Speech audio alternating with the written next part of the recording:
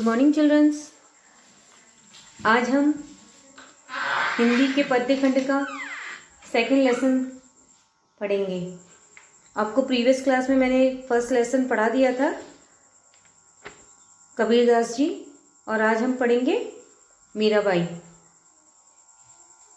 मीराबाई के द्वारा रचित पदावली की भी व्याख्या मैं समझाऊंगी। उससे पहले हम मीराबाई के जीवन परिचय को जानते हैं, ठीक है। मीराबाई कृष्ण भक्ति शाखा की प्रमुख कवियत्री है।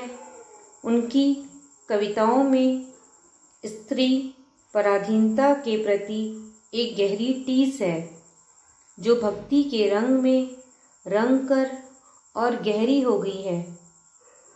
मीराबाई का जन्म संवतः 1504 विक्रमी में मेड़ता में दूदाजी के चौथे पुत्र रतन सिंह के घर हुआ था। ये बचपन से ही कृष्ण भक्ति में रुचि लेने लगी। मीरा का जन्म राठौर राज परिवार में हुआ था।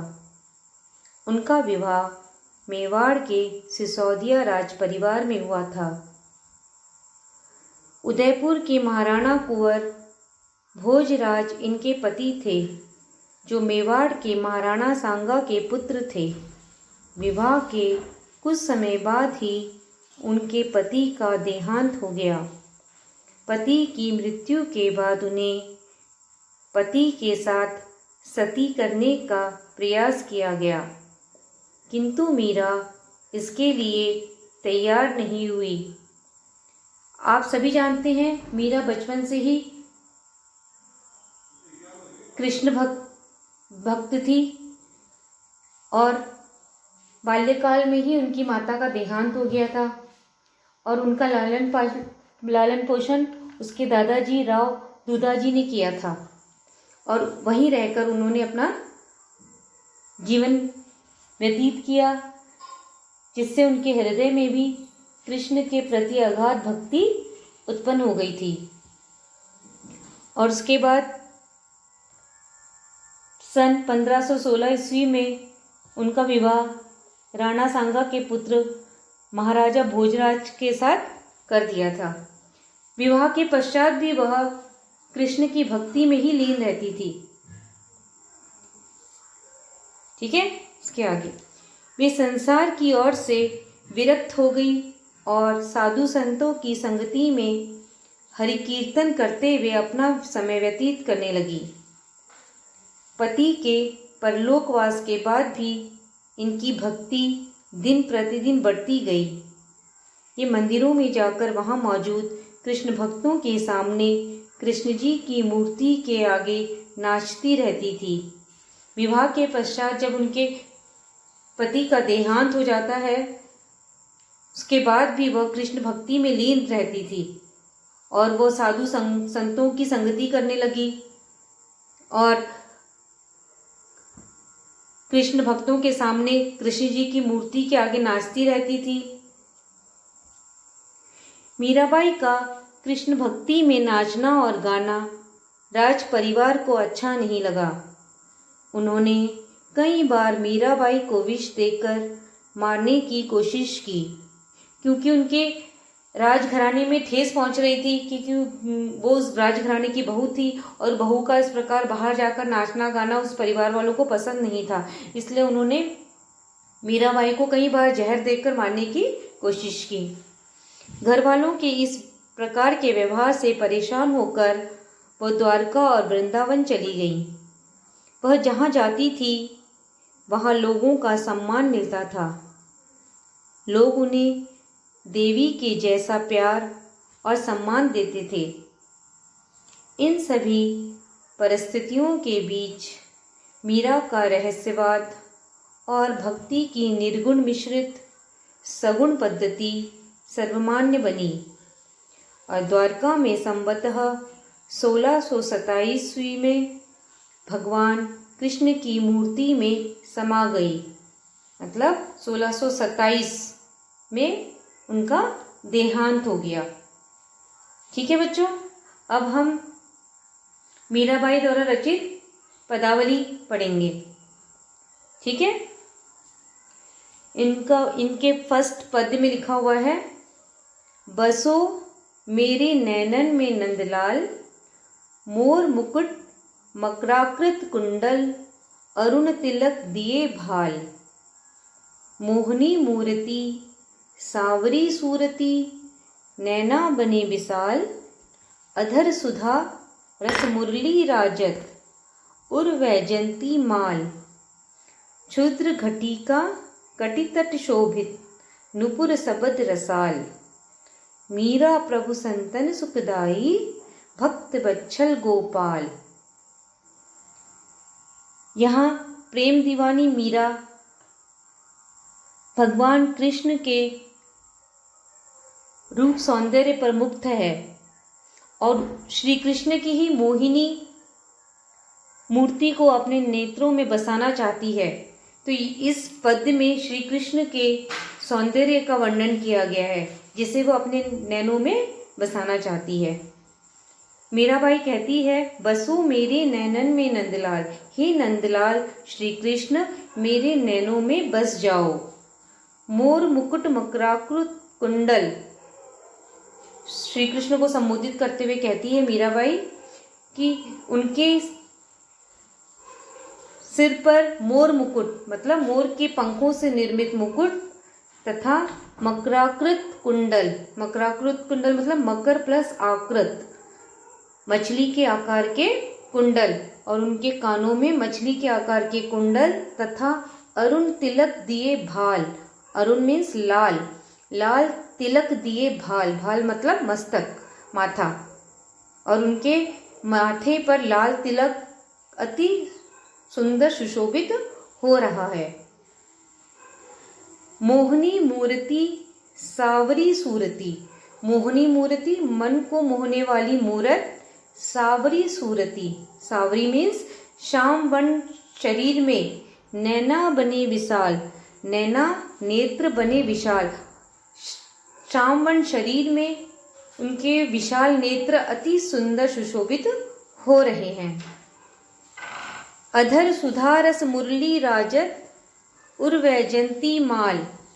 अधर मीन्स होंठ, सुधा अमृत रस, मुरली बांसुरी, राजत शोभित, उर्वैजंती माल, उर मीन्स हृदय, वैजंती माल मतलब वैजंती माल का मतलब है यहाँ वन के पुष्पों से निर्मित माला। ठीक है। मीराबाई कहती हैं, अधर सुधारस मुरली राजत, अमृत भरे होठों पर श्री कृष्ण की मुरली या बांसुरी सुशोभित हो रही है।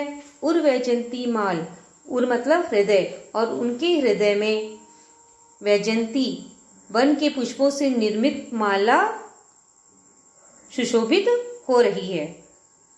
क्षुद्र घटिका कटितट शोभित, क्षुद्र मतलब छोटी, घटिका मतलब घंटियां, कटी तट कमर के किनारे, शोभित। ठीक है। यहां मीराबाई कह रही हैं, श्री कृष्ण के कमर के किनारे पर बंधी करधनी पर छोटी छोटी करधनी पर बंधी छोटी छोटी घंटियां अति सुशोभित हो रही हैं। नुपुर सबद रसाल, और उनके पैरों में नुपुर मतलब घुंघरू और रसाल मतलब मधुर। उनके घुंघरू में, उनके पैरों में घुंघरू की मधुर रसीली आवाज सुनाई दे रही है। मीरा प्रभु संतन सुखदाई, मीरा कहती है कि मेरे प्रभु संतन सुखदाई, सज्जनों को सुख देने वाले हैं। भक्त वत्सल गोपाल, भक्त वत्सल मतलब भक्त वत्सल मतलब भक्तों को प्यार करने वाले मेरे गोपाल हैं, मेरे नैनों में बस जाइए। यहाँ पे श्री कृष्ण के रूप सौंदर्य का वर्णन किया गया है, जिसे मीराबाई अपने नैनों में बसाना चाहती है। ठीक है। इसके बाद नेक्स्ट है, पायो जी मैं तो राम रतन धन पायो, वस्तु अमोलक दी मेरे सद्गुरु, कृपा कर अपनायो। जन्म जन्म की पूंजी पाई, जग में सभी खोवायो। खर्चे नहीं कोई चोर न लेवे, दिन दिन बढ़त सवायो। सत की नाव खेवटिया सतगुरु, भवसागर तर आयो। मीरा के प्रभु गिरधर नागर, हरक हरक जस गायो। यहाँ मीरा जी कहती हैं, पायो जी मैं तो राम रतन धन पायो। मीरा जी कहती हैं कि मैंने राम नाम रूपी धन प्राप्त कर लिया है। वस्तु अमोलक दी मेरे सदगुरु, कृपा कर अपनायो। वस्तु अमोलक, अमूल्य वस्तु, दी मेरे सदगुरु, मेरे सदगुरु ने मुझ पर कृपा कर मुझे अमूल्य वस्तु प्रदान की है। ठीक है, वस्तु अमोलक दी मेरे सदगुरु, कृपा कर अपनायो, है ना। और सब मेरे सदगुरु ने मुझ पर कृपा करके मुझे अमूल्य वस्तु प्रदान की है। जन्म जन्म की पूंजी पाई, जग में सभी खवायो।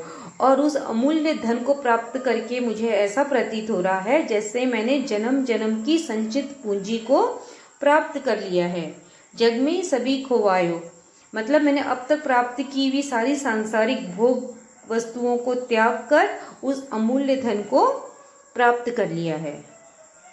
खर्चे नहीं कोई चोर न लेवे, और वो अमूल्य धन इतना मूल्यवान है कि ना तो उसे खर्च किया जा सकता है और ना ही किसी चोर के द्वारा उसे चुराया जा सकता है, बल्कि दिन दिन बढ़त सवायो, बल्कि वह धन दिन पर दिन बढ़ता ही जाता है।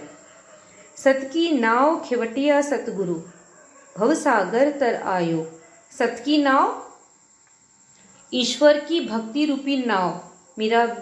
मीरा जी कहती हैं कि मुझे ईश्वर की भक्ति रूपी नाव मिल गई है। खेवटिया मतलब मल्लाह, जो नाव को खेते हैं, नाव चलाते हैं।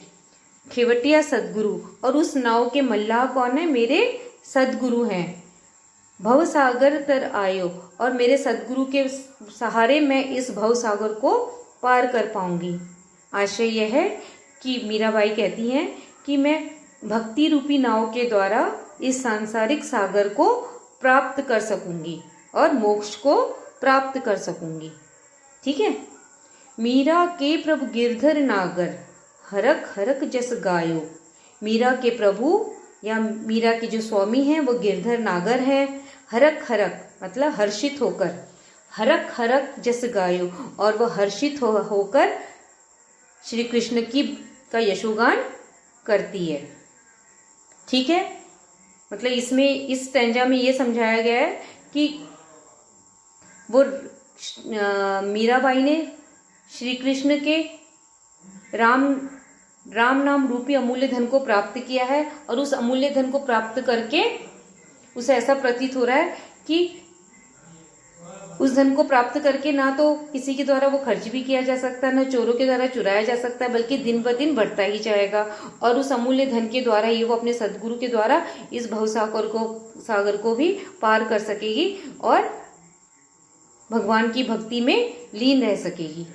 ठीक है, आज 2 स्टैंजा मैंने समझा दिए हैं, और आपको केवल पद्य की व्याख्या करते समय उसके अर्थ को समझना है और उसे अपने भाषा में लिखना है। ठीक है, जरूर नहीं मैंने जैसा कहा वैसे ही आपको लिखना है। आप अपनी लैंग्वेज में लिखिए, जितना आसान होगा आसानी से आप लिख सकेंगे। ठीक है, और अगर वीडियो एक बार में नहीं समझ में आ रहा है तो आप 2 या 3 बार देखें, उसे अच्छे से देखेंगे, सुनेंगे, समझेंगे, उसके बाद अपनी नोटबुक में उसे नोट करेंगे, उसकी व्याख्या करेंगे। ठीक है, और उसकी अगली वाली क्लास में